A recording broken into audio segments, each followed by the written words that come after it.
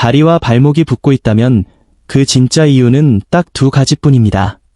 조직에서 체액이 새어나오거나 순환 시스템이 그 체액을 다시 퍼올리지 못하거나 많은 경우 이 두 가지가 동시에 발생하기 때문입니다. 압박 스타킹이나 다리 올리기, 마사지는 일시적인 도움은 줄 수 있지만 누수나 펌프 고장이라는 근본 원인을 해결해주지는 못합니다. 안녕하세요. 건강지킴이 여러분. 오늘은 조직의 누수와 고장난 펌프를 관리하여 다리와 발의 부종을 줄이는 가장 확실한 방법에 대해 이야기해 보겠습니다. 부종이 무엇이고 어떻게 발생하는지 이해하기 위해서는 우리 몸의 세 가지 구획을 먼저 알아야 합니다. 우리 몸은 수조 개의 세포로 이루어져 있습니다. 세포 내부에서 일어나는 모든 활동, 즉 DNA와 효소가 작용하고 제조 공정이 일어나는 공간을 세포 내액, 인트러셀룰러이라고 합니다. 그 다음은 혈류, 블러드스트림라는 별도의 구획입니다. 혈류는 영양소, 효소, 비타민을 운반하고 전신으로 순환시키는 매우 중요한 역할을 합니다.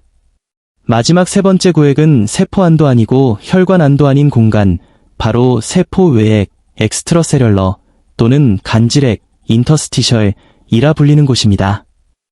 우리 몸에서는 두 가지 유형의 체액 누수가 발생할 수 있습니다. 하나는 세포 안에서 간질액으로 체액이 새어나오는 경우이고 다른 하나는 혈관에서 세포 쪽으로 체액이 새어나가는 경우입니다.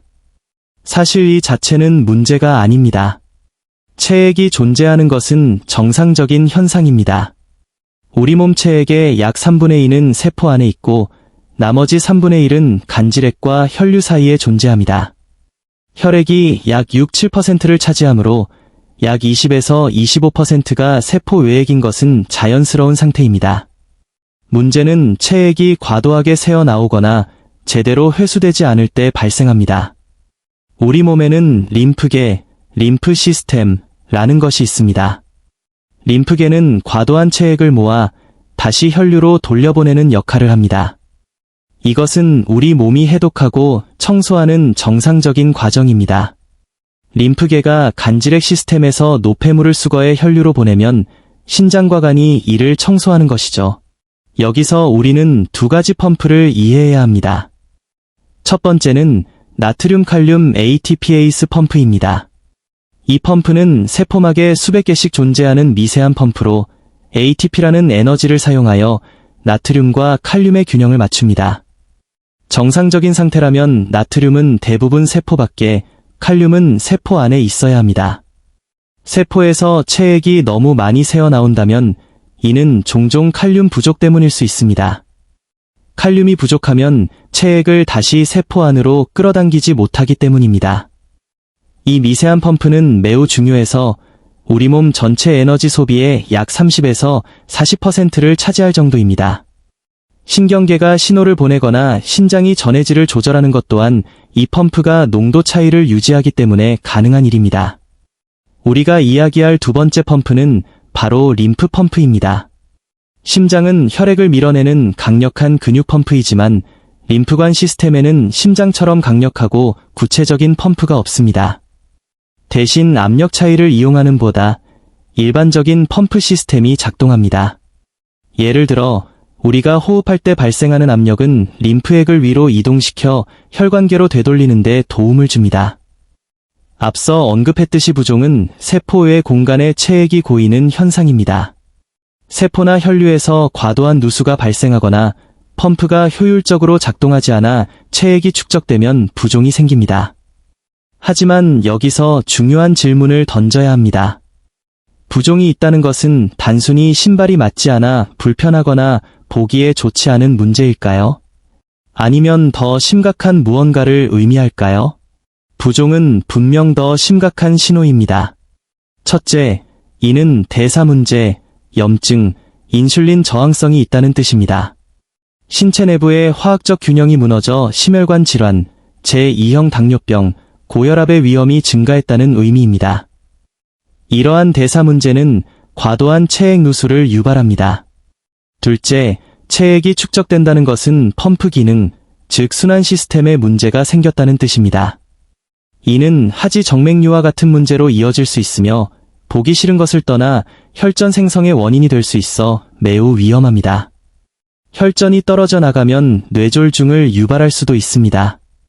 또한 하지에 체액이 정체되면 해독과 청소가 원활하지 않아 상처나 궤양이 잘 낫지 않게 됩니다.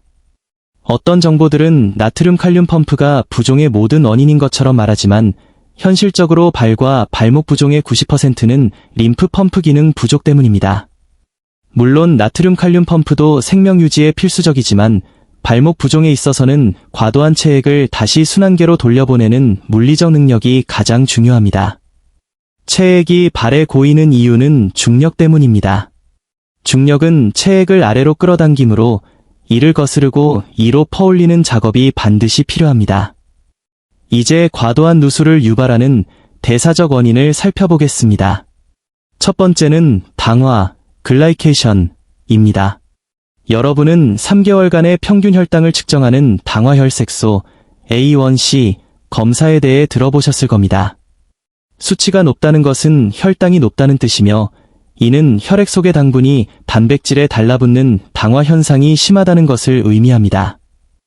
적혈구의 수명인 서너 개월 동안 당분이 달라붙어 혈관을 딱딱하게 만들고 탄력성을 떨어뜨립니다.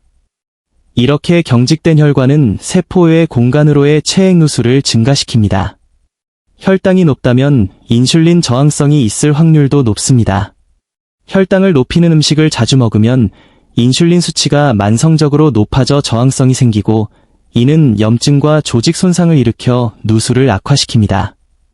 게다가 높은 인슐린 수치는 신장의 나트륨을 재흡수하라는 잘못된 신호를 보냅니다. 신장의 나트륨 칼륨 펌프가 이 잘못된 신호를 받으면 나트륨이 혈류로 다시 들어오게 되고 물은 항상 나트륨을 따라 이동하므로 혈관 내의 체액량이 증가합니다. 이 과도한 볼륨은 다시 물을 세포 밖으로 밀어냅니다. 즉, 인슐린은 혈관을 세게 만들고 체액량을 늘려 밀어내는 이중고를 겪게 합니다. 또한 세포 내 미네랄인 칼륨이 부족하면 체액이 새어 나옵니다. 이 과정은 마그네슘과 비타민 B군, 특히 B1의 지원이 필요합니다. 이 세 가지 영양소가 부족하면 나트륨 칼륨 펌프가 고장나고 체액은 엉뚱한 곳으로 새어 나가게 됩니다. 덜 흔하지만 알부민, 엘뷰민, 수치가 낮은 것도 원인이 될 수 있습니다. 알부민은 주요 혈액 단백질로 스펀지처럼 물을 끌어당기는 역할을 합니다. 양질의 단백질 섭취가 부족하거나 간 질환으로 인해 알부민을 제대로 생성하지 못하면 스펀지 역할을 잃게 되어 물이 밖으로 새어나갑니다. 그렇다면 이러한 대사 문제를 어떻게 해결할 수 있을까요? 가장 먼저 인슐린 저항성을 개선해야 합니다. 설탕과 가공 탄수화물 섭취를 줄이세요. 그리고 옥수수유, 콩기름, 카놀라유와 같은 씨앗 오일, 시드 오일즈, 은 산화가 잘 되고 염증을 유발하므로 피해야 합니다. 식사 빈도를 줄이는 것도 중요합니다. 하루 3끼에 간식까지 먹는 것은 인슐린을 계속 높이는 습관입니다. 하루 2, 3끼를 6시간에서 8시간 안에 섭취하는 간헐적 단식을 실천하면 인슐린 수치를 낮추고 대사 유연성을 회복하는 데 큰 도움이 됩니다. 다음으로 칼륨이 풍부한 음식을 섭취하세요. 아보카도, 채소, 콩, 요거트, 생선, 육류 등이 좋습니다. 흥미롭게도 혈당과 인슐린을 낮추는 자연 그대로의 음식들이 칼륨 함량도 높습니다. 마그네슘 또한 현대인에게 가장 부족한 영양소 중 하나입니다. 호박씨, 치아씨드, 검은 콩 등을 섭취하면 도움이 되며 요거트에 치아씨드와 호박씨를 섞어 먹으면 한 번에 하루 필요량의 70에서 80%를 채울 수 있습니다. 식품으로 영양소 섭취가 어렵다면 전해질 보충제나 양질의 단백질 섭취를 고려해야 합니다. 제가 만든 이율라이트 같은 전해질 보충제나 단백질 소화를 돕는 소화효소도 도움이 될 수 있습니다. 대사 문제를 고치면 체액 누수의 근본 원인을 해결할 수 있습니다. 하지만 여러분은 펌프 문제도 해결해야 합니다. 건강한 사람도 중력 때문에 어느 정도 체액이 아래로 쏠립니다. 이를 다시 위로 올리는 가장 중요한 시스템은 정맥 펌프입니다. 종아리 근육에는 심장처럼 판막이 있어 근육이 수축할 때 체액을 위로 밀어 올리고 판막이 역류를 막아줍니다. 그래서 종아리를 제2의 심장이라고 부릅니다. 운동 부족으로 근육이 약해지면 펌프 기능이 떨어지고 판막이 망가집니다. 또 하나의 핵심은 행경막을 이용한 호흡입니다. 행경막이 수축하여 복부 장기를 아래로 밀면 복강과 흉강의 압력이 높아져 림프액을 위로 끌어올리는 강력한 힘이 생깁니다. 하지만 대부분의 사람들은 얕은 호흡을 합니다. 펌프를 고치는 방법은 다음과 같습니다. 첫째, 카프레이즈, 캐프레이지즈를 하세요. 서서 발 뒤꿈치를 들어 올리는 동작은 강력한 수축을 일으켜 펌핑 효과를 주고 판막을 훈련시킵니다. 둘째, 앉아있을 때는 1시간마다 발목을 위아래로 움직이는 발목 펌프 운동을 하세요. 셋째, 집에 돌아오면 다리를 벽에 기대어 중력의 도움을 받으며 발목 펌프 운동을 하세요.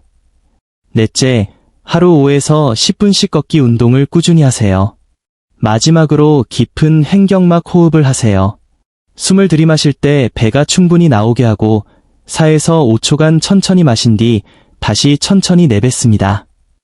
이는 림프 순환뿐만 아니라 부교감 신경을 활성화하여 치유를 돕습니다.